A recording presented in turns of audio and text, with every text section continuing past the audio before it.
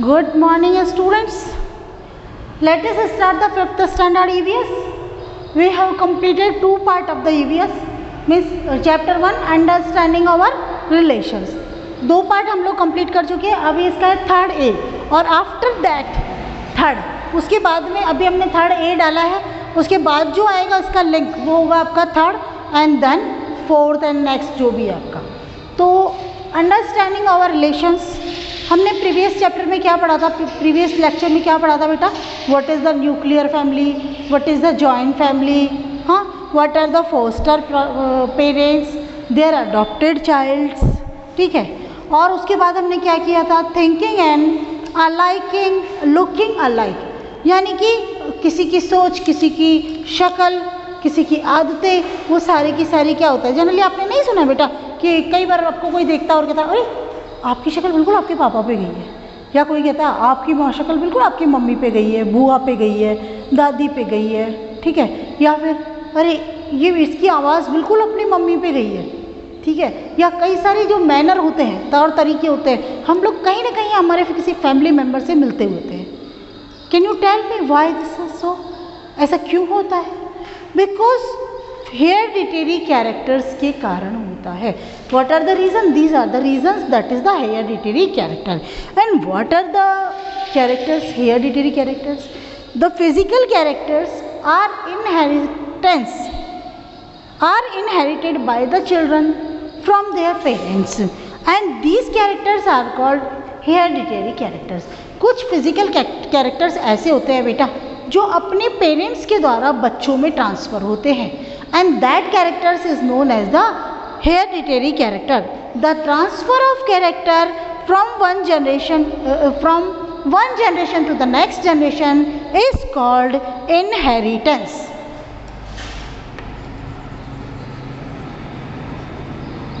क्या कहलाता है इसे? Inheritance. The transfer of characters from one generation to next is known as the inheritance. जो होते हैं some characteristics acquired from the surrounding, these are not inheritance.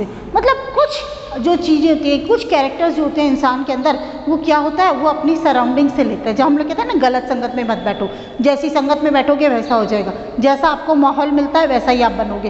तो what is this? जो हमारी सराउंडिंग है उसके अंदर से जो कुछ हम लोग ले लेते हैं वो इनहेरिटेंस नहीं होता है, वो तो हमारा एनवायरनमेंट के ऊपर डिपेंड करता है. बाकी इनहेरिटेंस जैसे आपके पापा पे आपकी शक्ल गई है, आपकी मम्मी पे आपकी शक्ल गई है, आपके बोलचाल का तरीका, आपके सोचने का ढंग, आपके कई सारी मैनर्स, हैबिटेट जो होते हैं वो आपके फैमिली मेम्बर में से किसी के ऊपर गए होते हैं. आपकी आंखों का कलर ये है, आपकी स्किन का कलर ये है, ठीक है. आपकी हाइट अपने फादर पे गई है, या आपकी आंखें अपनी मदर पे गई है, दादी पे गई है, दादाजी पे गई है. तो what is this? These are the hereditary characters. So what are the hereditary characters? Physical characters which transfer from parents to their children are known as the hereditary characters. And transfer of hereditary characters from one generation to the next is known as the inheritance. अब हमारे यहाँ पे दो वैज्ञानिक है, दो scientist है. One is the ग्रीगर John Mendel. कौन सा बात बताया हमने? ग्रीगर जॉन मेंडल.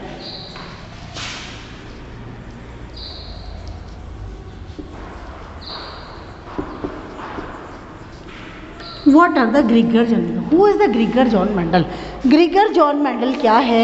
ये इन्होंने 7 कैरेक्टर्स लिए थे. मटर के पौधे पे इन्होंने बहुत अच्छी रिसर्च की थी. उसके 7 कैरेक्टर्स उन्होंने लिए थे, जैसे कि पी प्लांट की हाइट है, सीड है, colour of the seed, wrinkled है और स्मूथ है.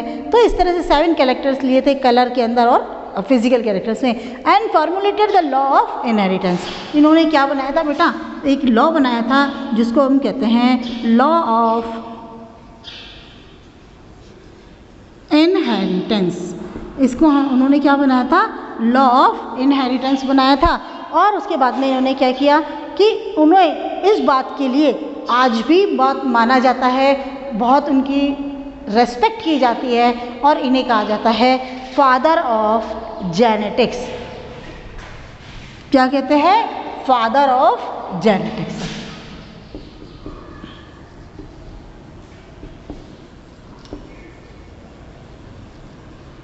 अब दूसरे ये हैं एक हो गया आपका ग्रिगर जॉन मेंडल, और दूसरे आते हैं आपके पास डॉक्टर हरगोविंद खुराना।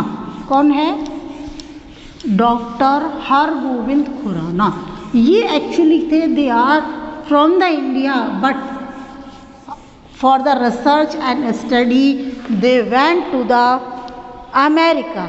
ठीक है, और अमेरिका में वो स्टडी के लिए गए थे, रिसर्च के लिए गए थे।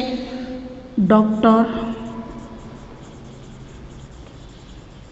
हरगोविंद खुराना, ये बेसिकली क्या है, इंडियन है, तो इसीलिए इनके लिए कहा जाता है इंडियन अमेरिकन साइंटिस्ट है। He was awarded Nobel prize. Nobel prize मिला था उनको किसके लिए? For the role in the knowing the genetic code that was responsible for the inheritance of character.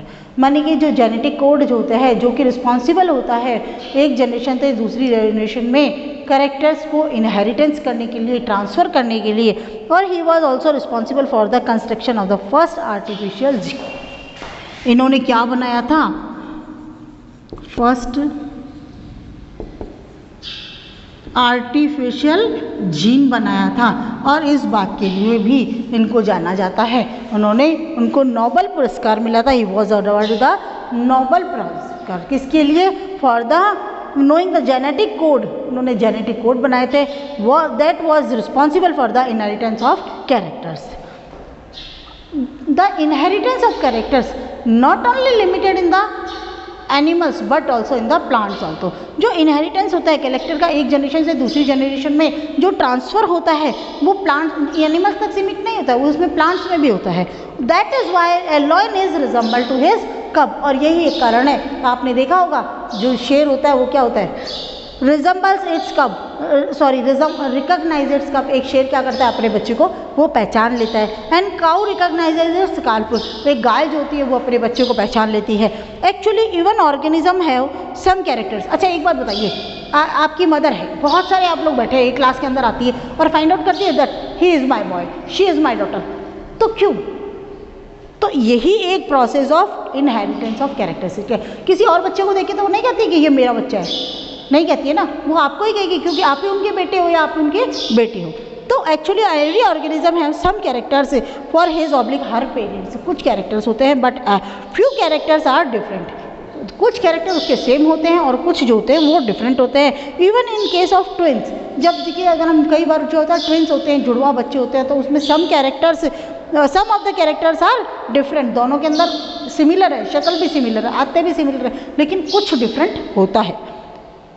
तो after we came back home, और we came back home, और उसके बाद में ये स्टोरी जो आपकी जो सुनाई जा रही है उससे कंटिन्यू करती हूँ मैं उसको, कि after we came back home, जब हम वापस घर आए, I wrote letter to my grandfather and cousins in Rajkot.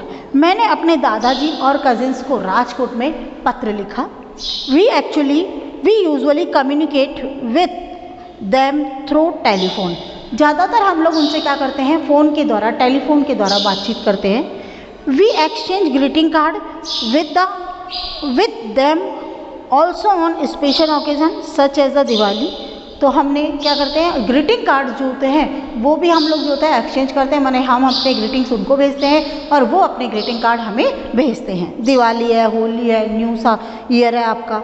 Another way by which we communicate with them is email. और दूसरा तरीका जिसके द्वारा हम लोग उनके साथ कम्युनिकेट करते हैं तो ईमेल। यानी कि तीन जो हमने क्या बताया था, तीन तरीके हैं by which we communicate our family members. The three ways by which we communicate our family members are, तो ये आपका हो गया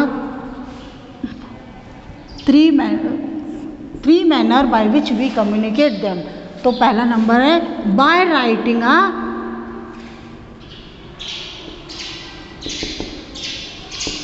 लेटर। एक दूसरा पहला हो गया हम लोग by writing a letter.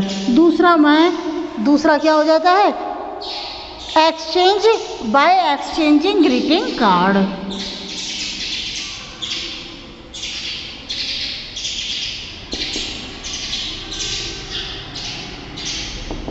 Bye exchanging greeting cards.